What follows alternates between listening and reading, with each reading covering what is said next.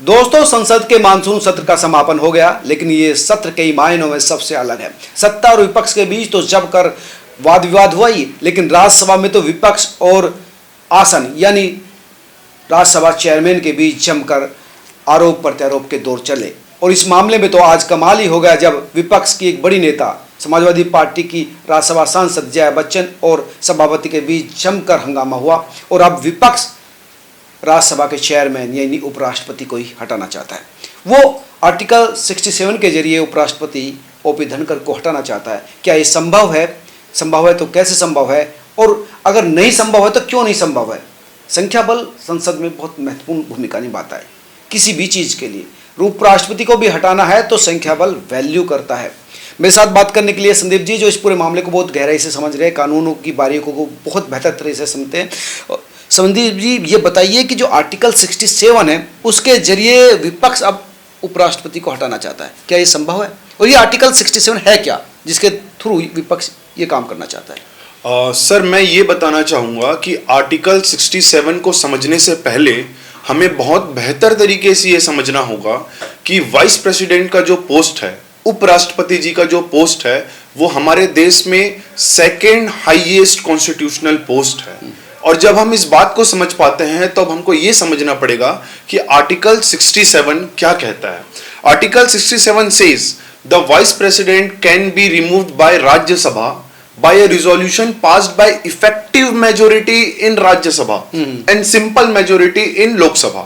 इसको हम मतलब बहुत आसान भाषा में अगर समझे तो राज्यसभा की जो टोटल मेंबरशिप है, जो 245 लोगों की जो सदस्यता है वहां पर, उसके आधे से ज्यादा सदस्यों के द्वारा नामांकित बिल को पास करना पड़ेगा। और लोकसभा की simple majority present and voting, उस दिन जितने भी लोग मौजूद हैं उनके वोट में मेजोरिटी आनी चाहिए। तो हम इसमें एक कड़ी और जोड़ते हैं। राज्यसभा में नहीं, सबसे पहले तो यही बात कर लेते हैं। नहीं, राज्यसभा में तो एब्सोल्यूट मेजोरिटी चाहिए, यानी जितने सदस्य हैं, जैसे 245 होते हैं, लेकिन 245 नहीं, फिलहाल 7 का मैथ 238 है। बिल्कुल। तो 238 के मेजोरिटी चाहिए, बिल्कुल, यानी 120 चाहिए सदस्य। तो सबसे पहले तो ये देखना होगा कि राज्यसभा में विपक्ष के पास 120 है कि नहीं है। दूसरी बात आपने कही कि लोकसभा में जो उस समय प्रेजेंट सदस्य है उनकी मेजोरिटी चाहिए जी। तो तब भी यहाँ पर भी विपक्ष कमजोर लगता है। तो संख्या बल के हिसाब से तो संसद दोनों सत्रों में, सदनों में विपक्ष के पास इतनी मेजोरिटी नहीं है। हालांकि अगर वो तोड़ मरोड़ने की कोशिश करता है, जी, कई जो सपोर्टर हैं अभी एनडीए के, अगर उनको अपने खेमे में लाता है इस मामले पर, तो क्या वो कमाल कर सकता है इस मामले पर? सर, मैं इसको एक स्टेप पीछे लेके देख रहा हूं। जब पिछले सदन में हमारे पास नो कॉन्फिडेंस मोशन लेके आया गया था, ये वही पॉलिटिकल एजेंडा के रूप से मैं इसको देख पा रहा हूं। और अगर हम ये बात को देख पा रहे हैं तो हमको देखते हैं कि राज्यसभा में आज के समय पर पक्ष के पास 110 सीटें हैं और विपक्ष के पास 87 सीटें हैं सर। तो इस रूप से अगर हम देखा जाए तो आपने जिस आंकड़ा का बहुत अच्छे से जिक्र किया कि 120 प्लस सीटें, इनको 120 मिनिमम 120 चाहिए, मिनिमम 120 प्लस वोट्स चाहिए। तो ये किसी भी रूप से मुझे नहीं नजर आता कि ये बिल पास हो पाएगा।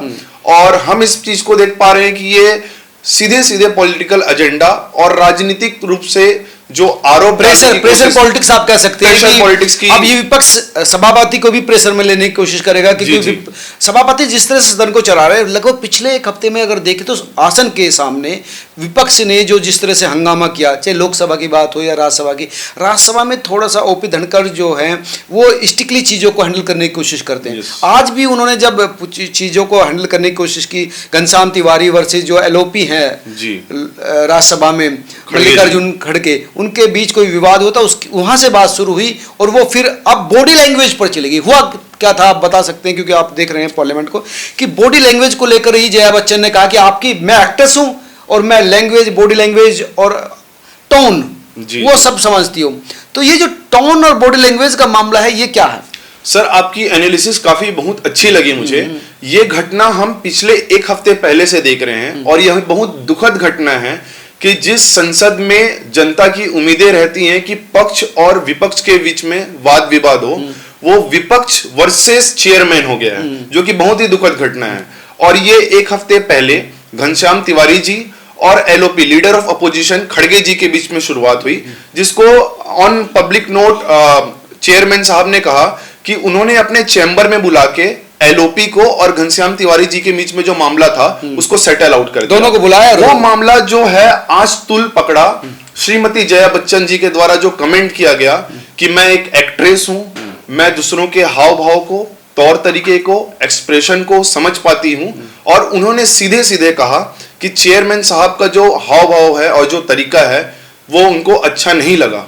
और उन्होंने ये भी कहा, ये भी बताने की कोशिश की कि आप अलग नहीं हैं। जी जी जी, ये कहीं ना कहीं तो ये जो बॉडी लैंग्वेज टोन तो मुझे लगता है जया बच्चन जी की भी ज्यादा मतलब अच्छी नहीं थी। जी जी, उन्होंने बिल्कुल कटाक्ष रूप से कहा कि मैं एक्टर हूं और मैं आपके हाव भाव को समझ पा रही हूं और हाव भाव अच्छा नहीं है, जो कि एक बहुत ही देश के सेकंड हाईएस्ट कॉन्स्टिट्यूशनल पोस्ट पर यह किया गया बहुत दुखद अटैक है, जिसका रिप्लाई में धनखड़ साहब ने भी ये कहा कि an actor is subject to an director, जो कि बहुत ही स्ट्रेट फॉरवर्ड रिप्लाई था कि आप सभी सदस्य हैं और यहाँ के एक्टर हैं और मैं डायरेक्टर हूं। तो मेरे जो रूल्स हैं, जो कोड ऑफ कंडक्ट के रूल्स होते हैं हाउस के, उसके हिसाब से आपको सीधे सीधे चलना पड़ेगा। के आगे तो नाचना पड़ेगा, बिल्कुल नाचना पड़ेगा सर। और सबसे दुखद बात आज जो हुई वो ये थी कि पूर्व प्रधानमंत्री श्री देवगौड़ा जी के अनुसार और सीनियर मेंबर जो 6 बार के एमएलए रहे, 6 बार के सांसद रहे, शिवराज सिंह चौहान ने भी इस बात पर बहुत ही निंदा करी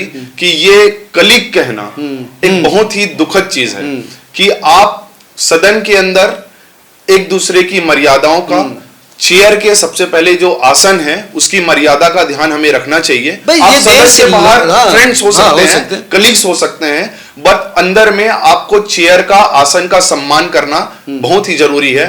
और जिस बात की बहुत अच्छे से जिक्र की गई, 9 अगस्त 1942 को क्विट इंडिया मूवमेंट शुरू हुआ था। क्विट इंडिया किस चीज को लेके किया गया था कि क्विट इंडिया देश में डेमोक्रेसी के खिलाफ जो मारी गई चीज है, हमारे देश में जिन भी लोगों की आवाज दबाई जा रही है उन सभी को क्विट किया गया था।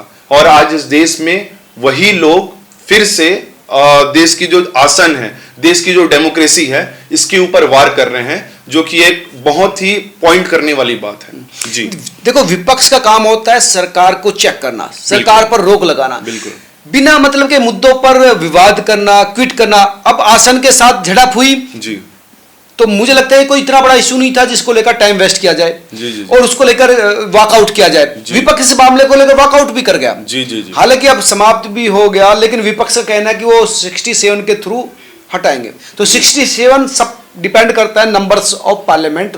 अपर हाउस में भी आपको एब्सोल्यूट मेजोरिटी चाहिए, जहां बिल्कुल नहीं, 120 नहीं विपक्ष के साथ, तो वो कैसे 67 का इस्तेमाल कर सकते हैं। लोकसभा में भी नहीं है, जी जी जी, किसी भी कीमत पर नहीं है, तो साधारण बहुमत भी नहीं है, तो वो कैसे कर सकते हैं, वो भी नहीं लगता। सर मुझे ये लगता है कि ये सीधे सीधे एक पॉलिटिकल प्रेशर बनाने की कोशिश की जा रही है। और इससे एक स्टेप फॉरवर्ड देखा जाए तो ना सिर्फ पॉलिटिकल प्रेशर बट एक आसन के ऊपर प्रेशर बनाने की कोशिश की जा रही है। 3 दिन पहले से जया बच्चन जी के ऊपर एक कमेंट किया गया जिसको उन्होंने पर्सनल ले लिया। नॉमिनेशन पेपर में फाइल्ड होता है सर कि जया अमिताभ बच्चन, जो चुनाव की नॉमिनेशन पेपर में फाइल्ड होता है, वही नाम से जब उनको पुकारा गया तो उन्होंने उसे बहुत पर्सनल ऑफेंशन ले लिया। और जस्ट उसके बाद जब सप्लीमेंट नंबर 4 अनाउंस हुआ, मनोहर लाल खट्टर जी, तो जया बच्चन जी अपने सीट से उठकर कहती हैं कि मनोहर लाल खट्टर जी के नाम के भी सामने उनकी पत्नी का नाम लगाया जाए, जिसका बहुत ही सरल सहज भाव में खट्टर जी ने जवाब दिया कि इस जिंदगी में तो नहीं, अगले जिंदगी में। खट्टर जी ने शादी नहीं करी, पत्नी नहीं है, कोई शादी ही नहीं हुई है, तो ये कहना, बट खट्टर जी का भी दिल बड़ा होता है वहां पर कि उन्होंने इस चीज को पर्सनल नहीं लिया और बहुत सहज भाव में जवाब दिया। यार यहाँ तो बात अगर आप देखें विवाद से पहले तो जया बच्चन को स्पेशल उन्होंने कहा, परमिशन किया कि जया जी आप बोलिए, सबसे लास्ट जो है अपोजिशन की आवाज होगी वो जया बच्चन जी। और पहले भी ओपी धनखड़ लगातार बहुत ही पोलाइटली और बहुत ही ऑनर के साथ उनका सम्मान करते थे। बिल्कुल। लेकिन ठीक है, देखो विपक्ष की भी एक राजनीति होती है, वो भी किसी ना किसी तरीके से विपक्ष को मतलब सत्ता पक्ष को लपेटना चाहता है, लेकिन कम से कम आसन के साथ तो आप गरिमा के साथ भाषण कीजिए। भाई आसन आपका अपोजिशन नहीं है, जी जी, वो सरकार का पार्ट नहीं, वो सबका पार्ट होता है। जी जी सर, मैं इस बात में बहुत अच्छी बात कोट करना चाहूंगा जो पूर्व प्रधानमंत्री गौड़ा जी ने आज बताया।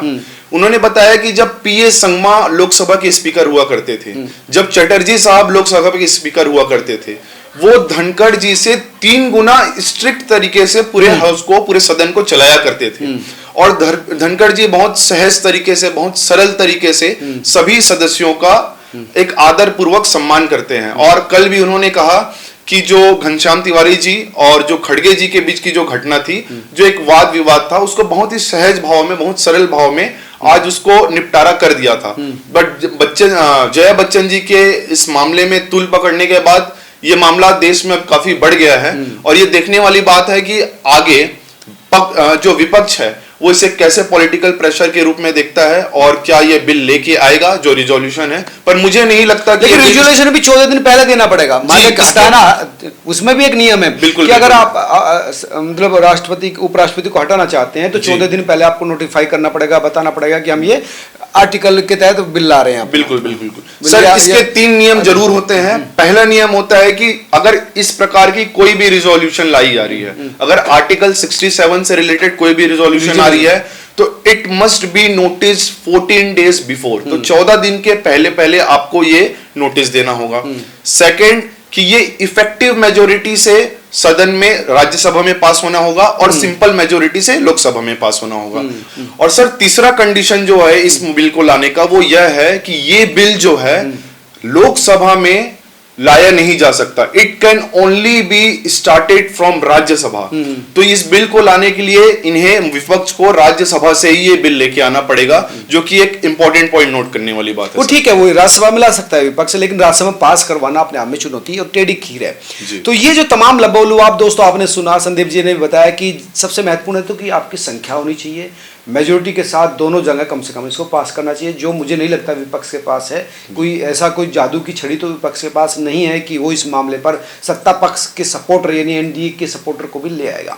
लेकिन इसके थ्रू विपक्ष अपनी ताकत दिखाना चाहता है, सत्ता पर आसन पर प्रेशर बनाना चाहता है, और उनकी कोशिश है कि विपक्ष जिस तरह की राजनीति या आर्गूमेंट कर रहा है उसको जो है आसन थोड़ा सा ढील दे दे, जो मुझे नहीं लगता ओपी धनखड़ जी की जिस तरह की आदत है वो संभव है। तो ये है लबोलुआब विपक्ष की धमकी का, जो मुझे नहीं लगता है कि कुछ खास बदलाव लाएगा। आपको ये हमारा जो डिस्कशन है या जो कंक्लूजन है वो कैसा लगा जरूर कमेंट करके बताएं, और आप इसी तरह से स्पेशल और एक्सक्लूसिव खबरों के लिए हमारे साथ लगातार जुड़े रहें। चैनल को सब्सक्राइब करें और इसको शेयर भी करें ताकि ये वैल्यूबल जो डिस्कशन है तमाम लोगों तक पहुँचे। धन्यवाद।